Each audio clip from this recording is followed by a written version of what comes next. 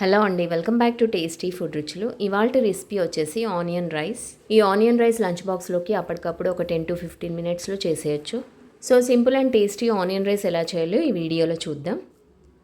ముందుగా స్టవ్ పైన ప్యాన్ పెట్టుకొని స్టవ్ ఆన్ చేసి ఇందులో 2 టేబుల్ స్పూన్ ఆయిల్ యాడ్ చేసుకోవాలి. ఆయిల్ హీట్ అయిన తర్వాత ఇప్పుడు ఇందులో 1/2 టీ స్పూన్ ఆవాలు, 1/2 టీ స్పూన్ జీలకర్ర యాడ్ చేసుకోవాలి.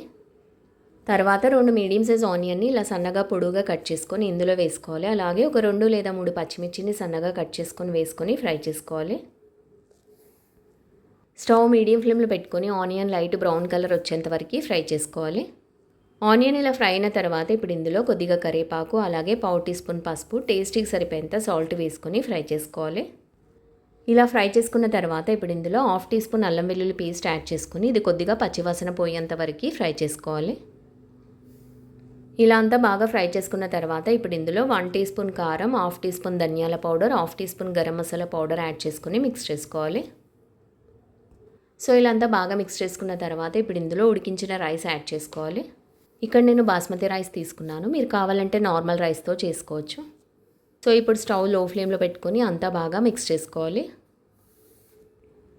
ఇలా అంతా బాగా కలుపుకున్న తర్వాత ఇప్పుడు ఇందులో కొద్దిగా కొత్తిమీర యాడ్ చేసుకొని ఒకసారి అంతా మిక్స్ చేసుకొని స్టవ్ ఆఫ్ చేసి ప్లేట్లోకి తీసుకొని సర్వ్ చేసుకోండి. ఈ ఆనియన్ రైస్లోకి కర్డ్ వేసుకొని తిన్నామంటే ఇంకా టేస్టీగా ఉంటుంది. సో ఇదండి ఆనియన్ రైస్ తయారు చేసే విధానం. ఈ వీడియో మీకు నచ్చినట్లయితే లైక్ చేయండి, షేర్ చేయండి అండ్ సబ్స్క్రైబ్ చేసుకోండి. Thank you.